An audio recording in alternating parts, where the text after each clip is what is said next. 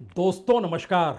इस युद्ध के कितने नायक होंगे या फिर खलनायक कौन होगा, ये सवाल युद्ध के 10 दिन बीत जाने के बाद दुनिया भर में जो नई परिस्थितियां पैदा हुई है उसमें यह सवाल तो बड़ा है।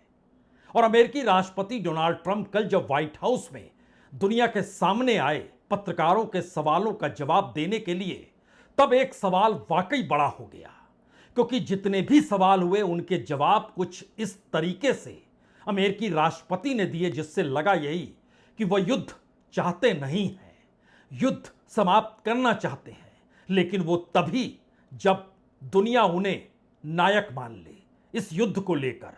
और जो अमेरिका या ट्रंप ने सोचा वह सब कुछ उन्होंने कर दिखाया। कुछ इसी अंदाज में हर सवाल का जवाब अमेरिकी राष्ट्रपति कल दे रहे थे। यहीं से अगला सवाल उठा, तब इजराइल के प्रधानमंत्री बेंजामिन नेतान्याहू क्या इस युद्ध के खलनायक साबित हो जाएंगे, या फिर वह भी अपने देश में नायक बनने की जो जद्दोजहद कर रहे हैं उसमें वो खुद को नायक साबित कर पाएंगे। लेकिन नायक तो एक ही होता है। अब यह सवाल इजराइल के भीतर कहीं बड़ा हो चला है कि दरअसल इस युद्ध के जरिए उन्हें क्या मिलेगा या क्या मिल सकता है, या फिर उनकी हथेली खाली रहेगी, सिवाय इसके कि इस पूरे इलाके में यानी क्षेत्रीय संघर्ष तेजी से पनपने लगेगा और दुनिया के सामने जो आर्थिक संकट होगा उसकी छांव अमेरिका पर भी पड़ेगी। और अमेरिका के आसरे जो इजराइल अभी तक अपनी ताकत का इजहार करते रहा और अपनी इकोनॉमी को बढ़ाते रहा, असर तो उस पर भी पड़ेगा। और नई परिस्थिति में जो चुनौती रूस और चीन इस न्यू जियोपॉलिटिकल सिचुएशन में अमेरिका को देंगे, तो क्या अमेरिका की जरूरत उसके बाद इजराइल की कितनी बचेगी, या वो नए दोस्त साथियों को खोजने निकल जाएगा। शायद इसीलिए अब जो रिपोर्ट आ रही है उसमें इजराइल भी युद्ध से बाहर निकलने का रास्ता तलाश रहा है, क्योंकि उसे लगने लगा है कि रिजिम चाहे चेंज भी हो जाए ईरान के भीतर, लेकिन जो ग्लोबल इकोनॉमी और क्षेत्रीय संघर्ष का जो संकट है वो कहीं ज्यादा गहराने लगेगा। और इसका फैसला वो खुद नहीं कर सकते हैं, फैसला तो अमेरिकी राष्ट्रपति ट्रंप ही करेंगे। लेकिन कोई क्लियर एंड गेम उन्हें नजर नहीं आ रहा है। लेकिन जिस तरीके से ईरान से ज्यादा लेबनान पर हमला करते हुए हिजबुल्लाह को पूरी तरीके से खत्म करने की जो सोच इस वक्त नजर आ रही है इजराइल के भीतर, या उनके हमलों के जरिए यह संदेश कहीं ना कहीं ईरान को लेकर भी है। लेकिन ईरान इससे उलट दूसरी तरफ जब यह सवाल इजराइल के भीतर से निकल रहे हैं, उस वक्त ईरान ने कहीं ज्यादा तीखे तरीके से हमले शुरू कर दिए। कल रात तेल अवीव पर जिस तरीके से निशाना बनाया गया वो तस्वीरें भयावह है इस मामले को लेकर, क्योंकि खुद इजराइल के भीतर से कोई जानकारी बाहर ना जाए इसके लिए मिलिट्री ऑपरेशन एक तरीके से सेंसर का काम मीडिया को लेकर तो कर रहा है। लेकिन उसके बावजूद भी चंद तस्वीरें, कुछ ऐसे वीडियो जो निकल कर आ रहे हैं वो बता रहे हैं कि कल रात यानी युद्ध से निकलने के रास्ते को तलाशते हुए जो इजरायली अधिकारी सोच रहे हैं उसके उलट ईरान कहीं तीखा हमला कर रहा है। और इजराइल कहीं ज्यादा तीखा हमला लेबनान पर यह कहकर कर रहा है कि वो शहर बता रहा है, गांव बता रहा है, और लेबनान के नागरिकों से कह रहा है कि आप उन इलाकों को खाली कर दें। यह मैसेज है क्या? हमें लगता है पहले आज तस्वीर देख लीजिए, तेल अवीव की तस्वीर।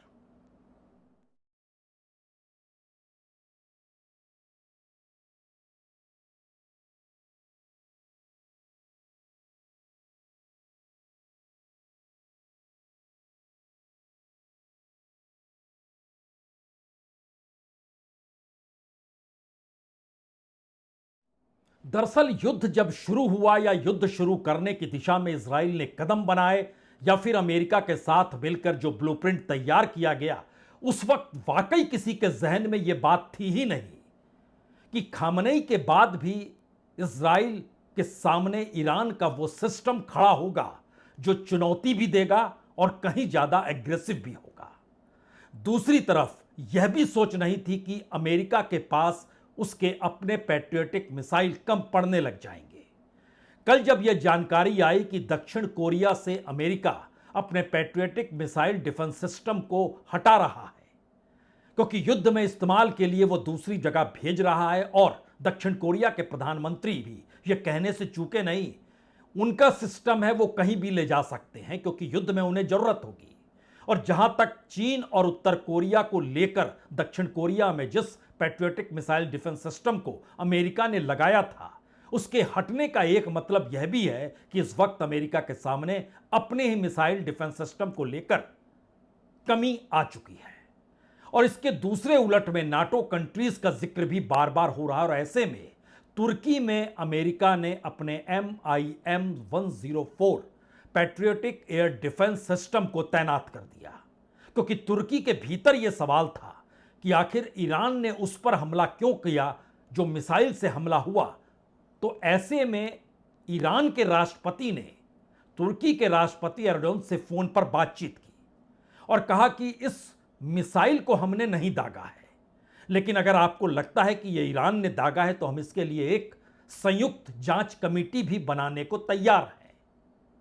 ध्यान दीजिए, इस युद्ध में अमेरिका के साथ नाटो कंट्रीज नहीं है।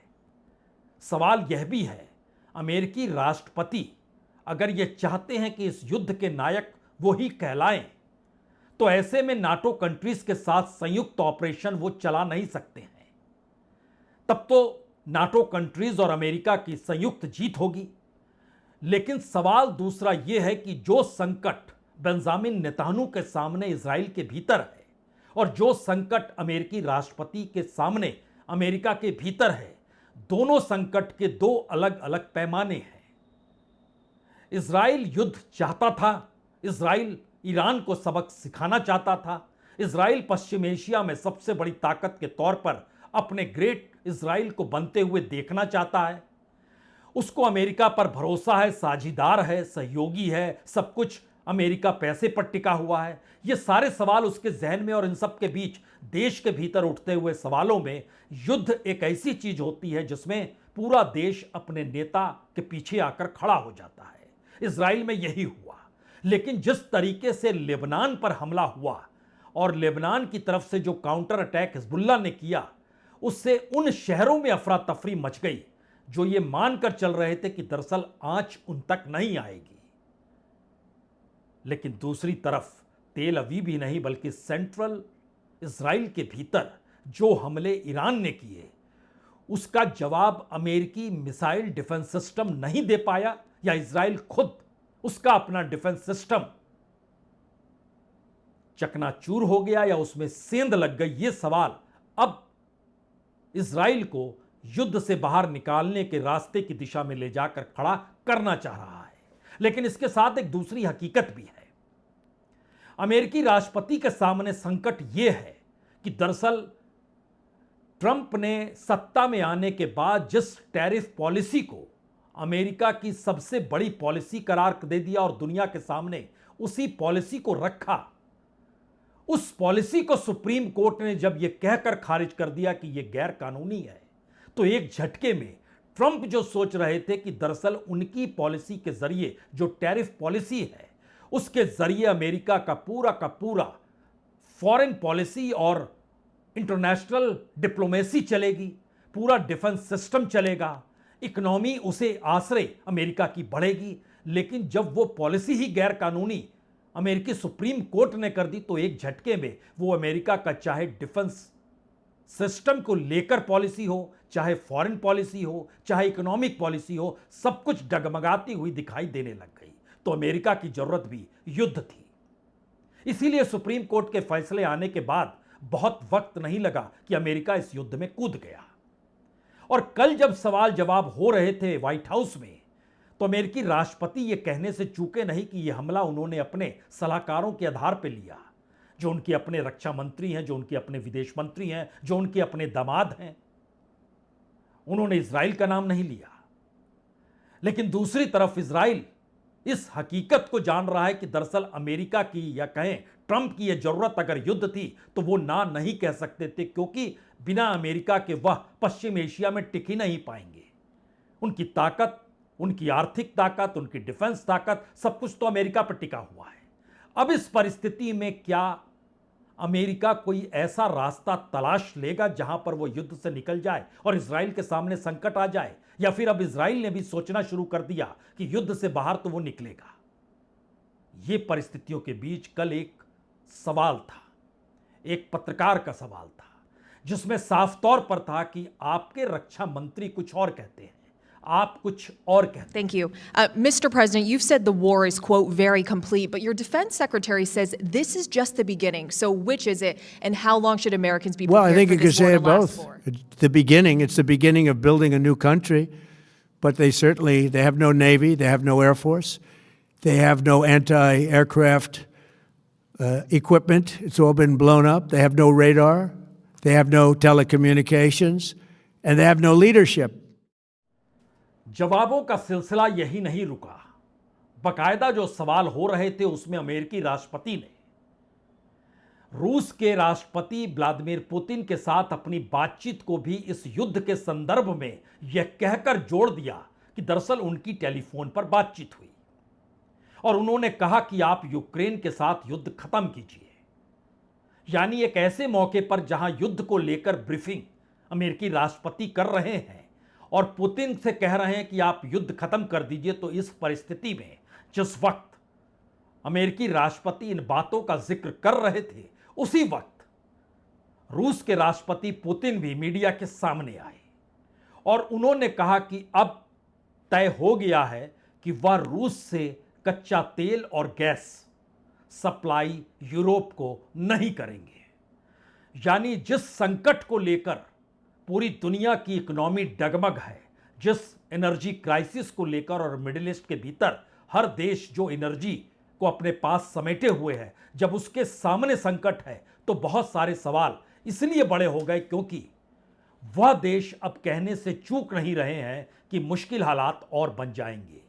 सऊदी अरब ने कहा कि, या कहें सऊदी अरब के अरामको ने कहा, जो कि ऑयल कंपनी है, उसने चेतावनी दी, जंग जारी रही, होर्मुज़ रूट बंद रहा तो दुनिया के ऑयल मार्केट में सबसे बड़ा संकट कुछ इस तरीके से उभरेगा कि दुनिया की इकोनॉमी डगमगाने लगेगी।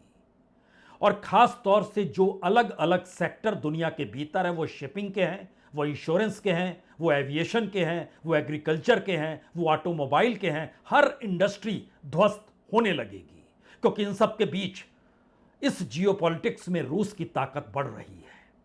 अमेरिका के साथ सऊदी का समझौता जरूर है, लेकिन इन परिस्थितियों के भीतर रूस का रुख हमें लगता है, एक बार सुन तो लीजिए जो पुतिन ने कहा।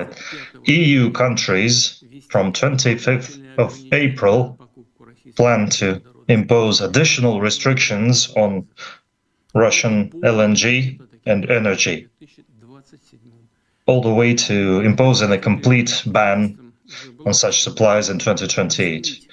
In this regard, I've already instructed the government to evaluate the possibility of stopping energy supplies to the European market. तो क्या कोई इस युद्ध से लाभ, कोई इस युद्ध के जरिए खुद को नायक, तो कोई इस युद्ध से निकलने के रास्ते टटोल रहा है? बात इतनी सरल नहीं है, क्योंकि इस युद्ध के जरिए अमेरिका अगर कमजोर होता है तो रूस और चीन मजबूत होंगे, इससे कोई इनकार करेगा नहीं। यह युद्ध अगर लंबा खिंचता है तो इजराइल कितने दिन तक अपने बूते युद्ध लड़ पाए, यह बेहद मुश्किल सवाल है। और इन सब के बीच खास तौर से खाड़ी देशों के सामने जो संकट अपनी इकोनॉमी को लेकर है और जिन संबंधों का जिक्र हो रहा है, वो संबंध कहीं धराशायी तो नहीं हो जाएंगे, क्योंकि इन सब के बीच यह भी सवाल है कि जो मिलिट्री बेस है अमेरिका का, वो बहुत सारी जगहों से विड्रॉ किया जा रहा है। विड्रॉ का मतलब है जो सैनिकों की तैनाती है वो वहां से निकल रहे हैं। यहां तक कि रियाद की एम्बेसी में जो अमेरिकी नागरिक हैं उन्हें भी कह दिया गया आप छोड़ दीजिए। तो अगर युद्ध में अमेरिका मजबूत है, अमेरिकी राष्ट्रपति खुद को नायक करार देने की दिशा में कदम बढ़ा रहे हैं, तो इसके बावजूद भी यह संकट क्यों है? कतर में, बहरीन में, कुवैत में, इराक में, जॉर्डन, यूनाइटेड अरब अमीरात, सीरिया, तमाम जगहों पर विड्रॉ एक लिहाज से अमेरिकी सैनिकों की हो रही है। तब यह सवाल है कि क्या वाकई कोई अब ईरान को समझाएगा? क्योंकि ईरान को लेकर मध्यस्थता की स्थिति में इससे पहले रूस आया जरूर था, लेकिन जब से ये खबरें चलने लग गई कि रूस उनको इनपुट दे रहा है, उस इनपुट के जरिए ईरान अटैक कर रहा है अमेरिकी जहाज़ों पर, तब ये बात आई कि क्या रूस भी अब इस युद्ध में कूद चुका है, चाहे वो इंफॉर्मेशन के लेवल तक ही क्यों ना हो, और हथियारों के लेवल तक चीन क्या इसमें आ चुका है।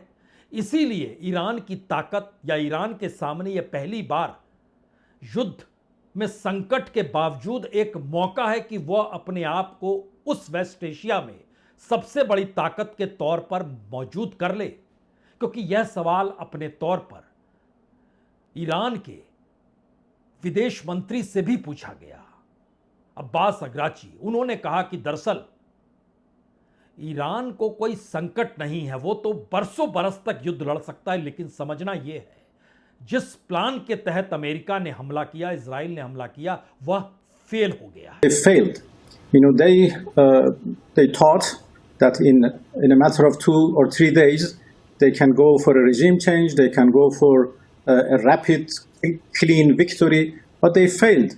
So I believe that option, plan A was a failure, and now they are trying other plans, but all of them have failed as well. And I don't think they have any any realistic end game in their mind. इसमें कोई दो मत नहीं कि Iran अपने अस्तित्व की लड़ाई लड़ रहा है, उसका देश खत्म हो जाएगा। यह ईरान के भीतर हर नेता, नागरिक और जो इस्लामिक फोर्स है वह भी जानती है।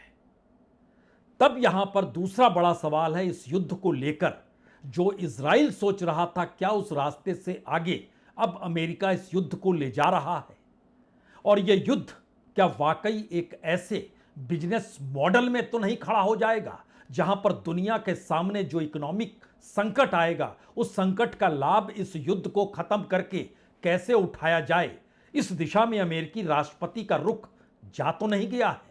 क्योंकि कल जब अमेरिकी राष्ट्रपति व्हाइट हाउस में पत्रकारों के सवालों का जवाब दे रहे थे तो यह कहने से चूके नहीं, यह युद्ध जल्द खत्म हो जाएगा, हम जीत चुके हैं, हमने उनका सब कुछ खत्म कर दिया है। और उसके बाद देखिए सुबह बाजार खुला तो शेयर बाजार ऊपर था, उसके बाद देखिए तो ऑयल की कीमत कम हो गई थी। एक लिहाज से एक वक्तव्य के आश्रय अगर इकोनॉमी इस तरीके से पूरी दुनिया की चल रही है तो फिर नायक तो ट्रंप ही हैं, और ट्रंप इसे मान रहे हैं।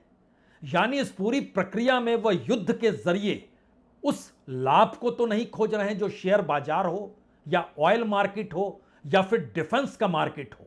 इन तमाम जगहों पर उनकी मौजूदगी इस तरीके से नजर आए जहां पर वह अपने देश में होने वाले मिड टर्म पोल में चुनाव जीत जाएं, और उनकी साख एक नायक के तौर पर हो, क्योंकि 47 वर्षों से जिस ईरान में तख्ता पलट या सत्ता परिवर्तन या रेजिम चेंज करने की सोच जो अमेरिका के भीतर थी, वो किसी भी राष्ट्रपति के बूते से बाहर थी।